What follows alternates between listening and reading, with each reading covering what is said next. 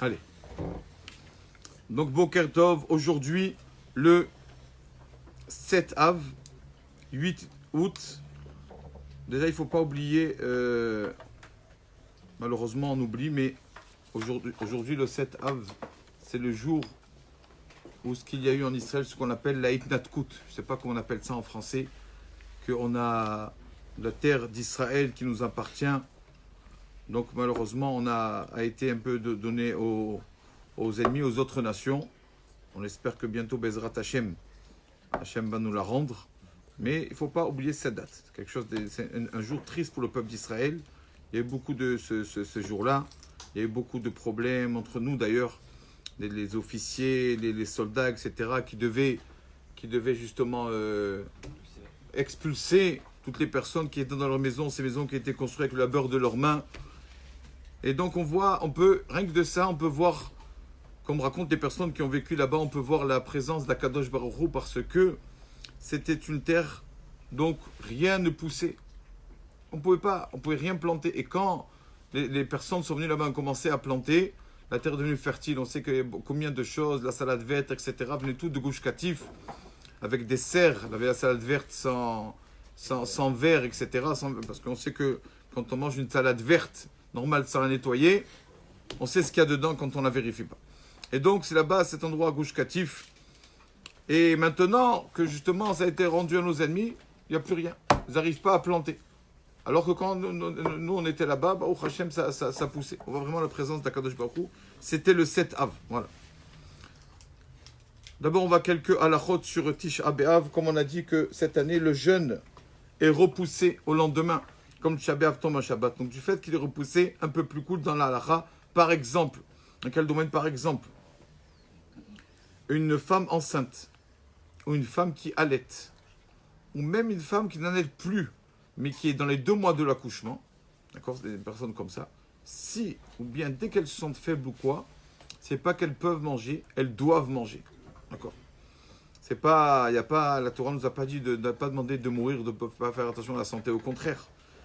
La Torah nous dit quand il faut manger, il faut manger. On connaît l'histoire toujours du Admour de Belz, qui est avec ses milliers d'élèves à Kippour, tous ses élèves autour de lui, et après la prière Moussaf, donc il a tapé sur la table. Alors tout le monde croyait que le Rav va parler. Qu'est-ce qu'il veut le Rav?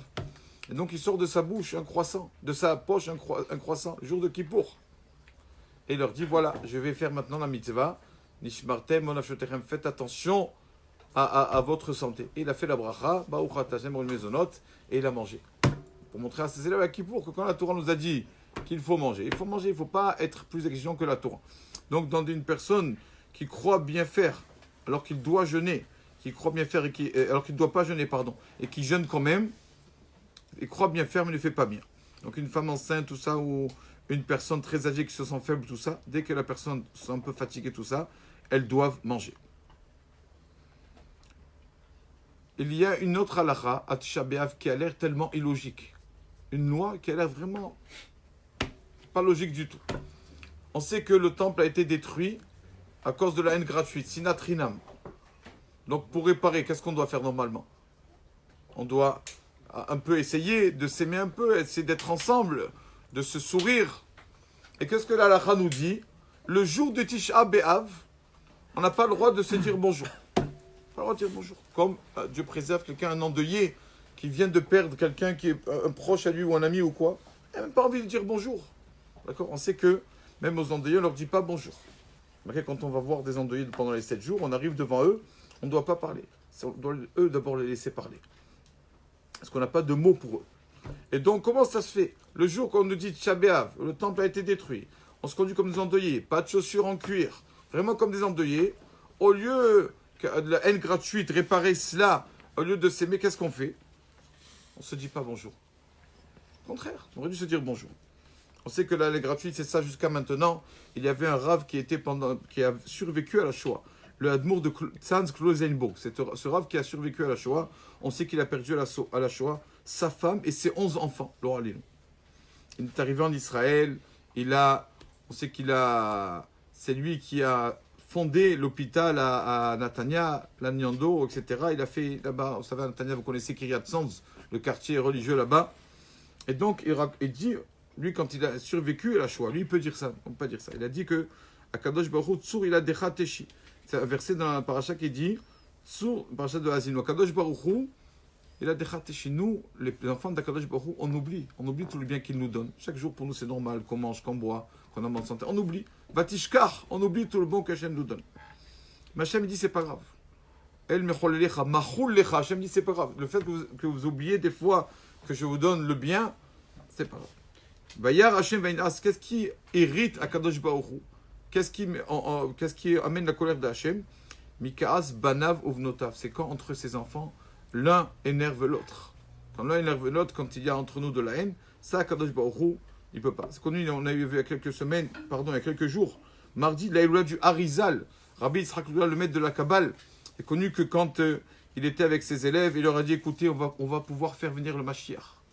On va passer un Shabbat tous ensemble, et s'il n'y a pas de dispute entre nous, Mashiach vient. Il leur a dit, je vous garantis, le Mashiach doit venir. Parce qu'on lui a dévoilé du ciel que le Mashiach pouvait venir pendant cette période-là. Et le Harizal, donc, ils ont fait comme ça, toutes les amis, ils ont fait Shabbat ensemble. Moi, je croyais que c'était samedi après-midi, mais déjà, veille de Shabbat, il y a une dispute entre deux femmes, des élèves du Harizal, entre deux femmes. Et donc, le Harizal, vendredi soir, au lieu de faire les chadodi avec joie, recevoir le Shabbat, son élève le voit avec triste, le Rav Harizal tout triste. Il lui dit, qu'est-ce qui se passe, Rabbi? Il lui dit, voilà, il y a une dispute. Il y a une dispute. Et donc, j'ai vu les forces du mal qui m'ont amené un verset qui m'ont dit, Gamatem, Gamalkechem, Tisafou. Vous et votre roi allez quitter ce monde. Comme ça. Et donc, j'ai vu ce verset. Ça part sur mes élèves et sur moi. À cause de cela qu'on aurait pu faire venir ma chère et une dispute, je dois quitter ce monde sitôt. Le Harizal donc est décédé à 38 ans. 38 ans à cause de ça. Donc, pourquoi ne pas dire bonjour à Tisha B'Av? Comment ça se fait? Alors, une explication magnifique d'un Rav ici, le Rav Biderman. Très très belle explication. Il dit que malheureusement, si on ne se voile pas la face et qu'on regarde tous les matins quand on se dit bonjour, on va au bureau, au travail, à la synagogue d'abord, bureau au travail, et on voit le bonjour qu'on dit aux autres, d'accord, surtout ici, dans notre pays, c'est un peu ou beaucoup hypocrite. Bonjour, comme ça avec le sourire. On voit le voisin, bonjour, comme ça, on fait semblant. Il rentre dans l'ascenseur, on ne va pas rien lui dire, bonjour. On fait semblant. Dès qu'il y a le petit sourire comme ça, après le sourire de suite disparaît. On voit que ce n'est pas un sourire du cœur. Beaucoup de hypocrites, pardon, etc. On voit que ça ne vient pas du cœur. Et ça, c'est pas bon. Des sourires comme ça, des beaux kertov et ça, mais qui ne sont pas sincères, quand il n'aime pas ça. Il aime quand on est vraiment sincère. Quelqu'un avec ce sourire. Beau kertov avec un beau sourire, d'accord? Ou le ben shneim, c'est connu le verset qui dit, mieux, ou le ben shneim, il vaut mieux donner le blanc, montrer le blanc, la couleur blanche de tes dents, ça profitera plus à ton prochain que de le donner un verre de lait chaud en plein hiver. Préfère voir le blanc de tes dents, d'accord? Donc, le ben shneim, alors normalement, c'est vrai qu'on doit dire bonjour tous les jours, mais le jour de Tisha B'Av, on arrête de dire bonjour, on ne dit pas bonjour. Et attends, viens, on réfléchit un peu. Est-ce que vraiment, quand on dit bonjour le matin, est-ce que vraiment on est sincère ou pas? Alors Hachem nous dit, tu sais quoi? La haine gratuite, c'est ça. Ce n'est pas non seulement de frapper quelqu'un ou de dire du mal, c'est d'être hypocrite avec lui. D'accord? De faire semblant de l'aimer et il va vous dans son cœur, ça va pas. Donc c'est pour ça que quand Dieu a dit, prenez un peu, comment on dit, un temps de repos. Pendant 24 heures, ne vous dites pas bonjour. Personne ne dit bonjour à l'autre. Comme ça, on a le temps de réfléchir et dire, ah, c'est vrai. C'est vrai que jusqu'à maintenant, quand je disais bonjour, je le faisais comme ça par routine. Je voyais le voisin ou comme ça, ou mon ami, bonjour, bonjour, comme ça, faire plaisir. Et tac, dès qu'il disparaît, le sourire aussi disparaît. C'est pour cela qu'à Tisha B'Av, on ne dit pas bonjour. C'est pour nous donner un temps de réflexion. À tel point qu'on a vu que même, comme on a dit, l'étude de la Torah et du Rav Biderman, même l'étude de la Torah, on diminue un peu, on peut étudier tout ce qu'on veut, pour que ça nous laisse un temps de réflexion, qu'après Tisha B'Av, justement, pour amener l'amour dans le peuple d'Israël, même le bonjour du matin, on va peut-être le transformer un peu, l'améliorer. Et c'est grâce à Bezrat Hashem qui viendra le Mashiach. Baruch Adonai Le'olam. Amen. Amen. Kaddish. Abichamek Hashem, Me'atrim pour Israël. Les Fichar, Ibalem, Torivot,